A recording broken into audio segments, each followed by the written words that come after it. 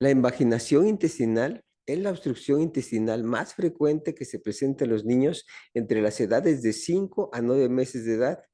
Más de la mitad de los casos totales tienen lugar en el primer año de vida y solo el 10 al 25% se presentan después de los 2 años.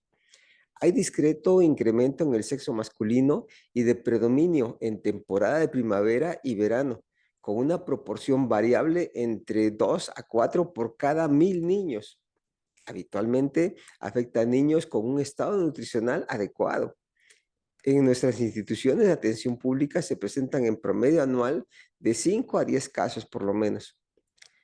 A fin de poder entender esta enfermedad, debemos considerar al sistema digestivo como una estructura tubular, en donde el alimento va sufriendo cambios evolutivos para desintegrarse y fraccionarlo en partículas pequeñas, absorber los nutrientes y finalmente eliminar los desechos.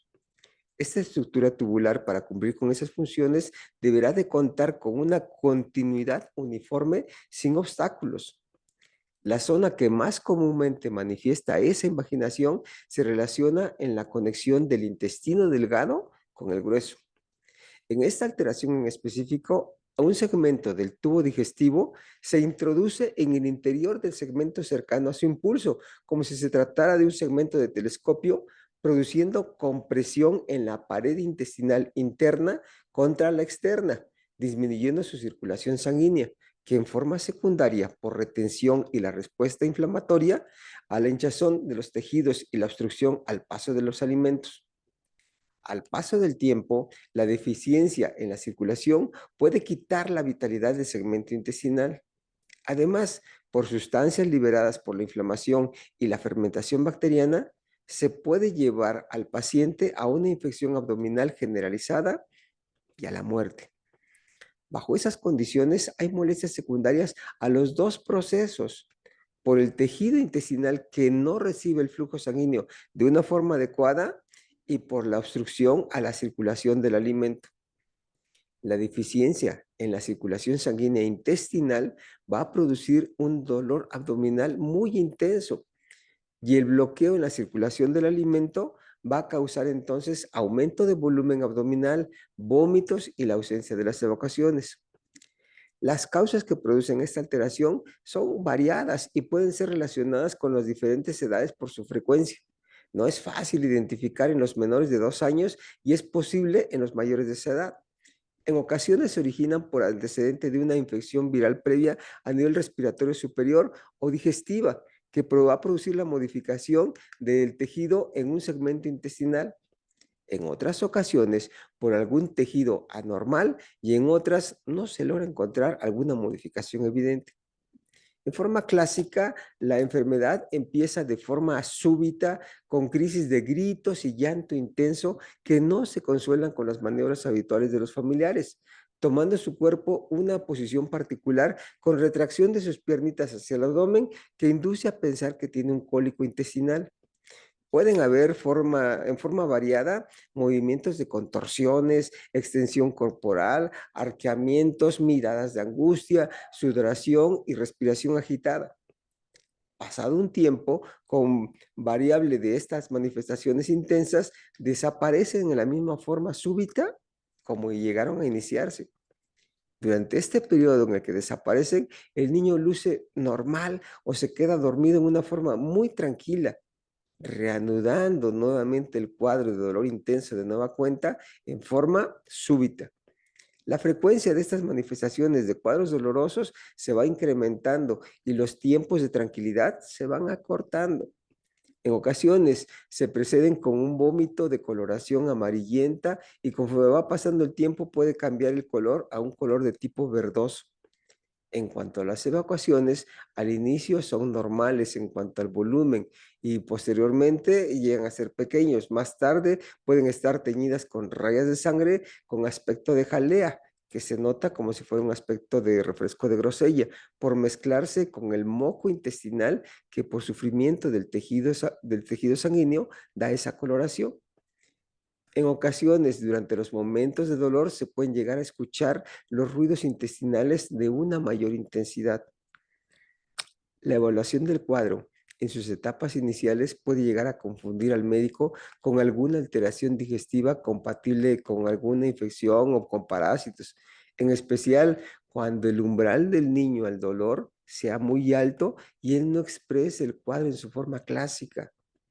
La evolución en el tiempo condicionará las manifestaciones de una forma más específica y con ello se podrá establecer el diagnóstico en forma adecuada o por lo menos empezarlo a sospechar. Bajo estas características no se justifica ni se recomienda ningún tipo de remedio casero o la administración de algún medicamento en especial, como es en particular contra los cólicos, para poder efectuar o llevar a cabo una buena evolución o valoración médica adecuada. Su empleo puede encubrir el cuadro y ante la aparente ausencia de las manifestaciones progresivas, las complicaciones obviamente se podrán hacer mucho más frecuentes.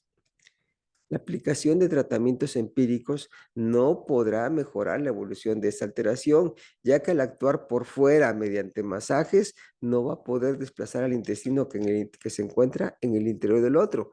En caso de administrar sustancias como laxantes o purgas, el cuadro puede complicarse mucho más por no haber un flujo del aumento ante la obstrucción presente, causando mayor aumento de volumen abdominal con vómitos asociados. Conforme vaya progresando la enfermedad, el niño podrá mostrar debilidad acompañada de fiebre, alteración circulatoria en todo su cuerpo, que normalmente se va a conocer entonces como estado de choque. Cuando haya datos de sospecha, se podrán considerar estudios para confirmar o descartar este tipo de alteración. Entre esos estudios a efectuarse, la radiografía tiene importancia vital para permitir visualizar las características internas de la cavidad abdominal y hacer evidente los datos de la inflamación y de la obstrucción intestinal. Otro estudio a considerar libre de radiaciones es el estudio de ultrasonido, que se puede notar unas imágenes muy particulares, encontrándose la imagen que confirme ese tipo de enfermedad. Los estudios de sangre son complementarios para descartar otras condiciones que pueden llegar a influir durante el tratamiento. Una vez considerada la existencia o la duda de esta alteración, se deberá de preferencia enviar al paciente con la valoración por el especialista en cirugía pediátrica, el cirujano pediatra, para confirmar y o valorar la gravedad del cuadro y de preferencia definir el manejo que mejor le corresponda para las características individuales que llegue a tener ese paciente.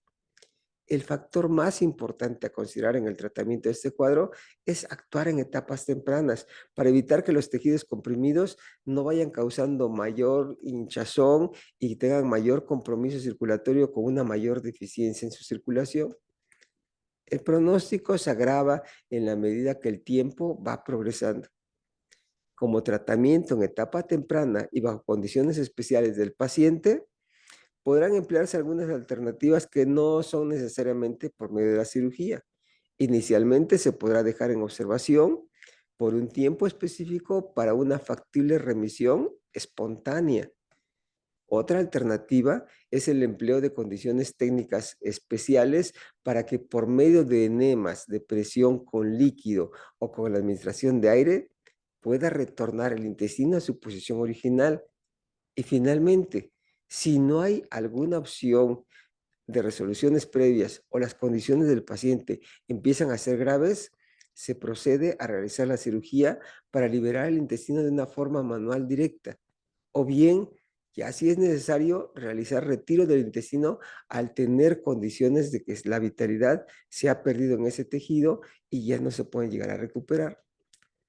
El tiempo de permanencia hospitalaria posterior a la resolución de su cuadro va a depender siempre del tratamiento finalmente aplicado. Su tiempo de estancia es corto, generalmente como 72 horas, cuando la intervención quirúrgica se realiza para separar las piezas incluidas, pero obviamente va a ser mucho mayor si hubo necesidad de cortar algún segmento intestinal. El empleo de los antibióticos queda en opción de tratar alguna infección que se pudiera empezar a desarrollar por sospecha de perforación también o por haber retirado un segmento intestinal ya con tejido destruido. Se insiste que este tipo de cuadro no depende de algún alimento o cuidado particular ofrecido al niño. puede ser secundario a una infección previa y la característica de sospechar el cuadro se establece por inicio brusco, con dolor, llanto intenso, alternando con periodos de aparente tranquilidad. La definición del cuadro y el tratamiento específico, ojo, corresponden en especial para el cirujano pediatra al que se debe de consultar a la mayor brevedad con el carácter urgente que reviste esta enfermedad y tener un tratamiento mucho más específico y adecuado. Esperamos que el tema haya sido de su interés y de su agrado. Si lo conseguimos, por favor pueden marcarlo con un like a este video. También no olviden de suscribirse, activar las notificaciones para recibir la información de nuevos videos y aprovechar los enlaces disponibles tanto para tener acceso al blog como para poder conseguir los libros. Por lo demás, agradecemos el interés a este tema y esperamos que también contemos con su interés en el siguiente video posteriormente. Muchas gracias y hasta luego.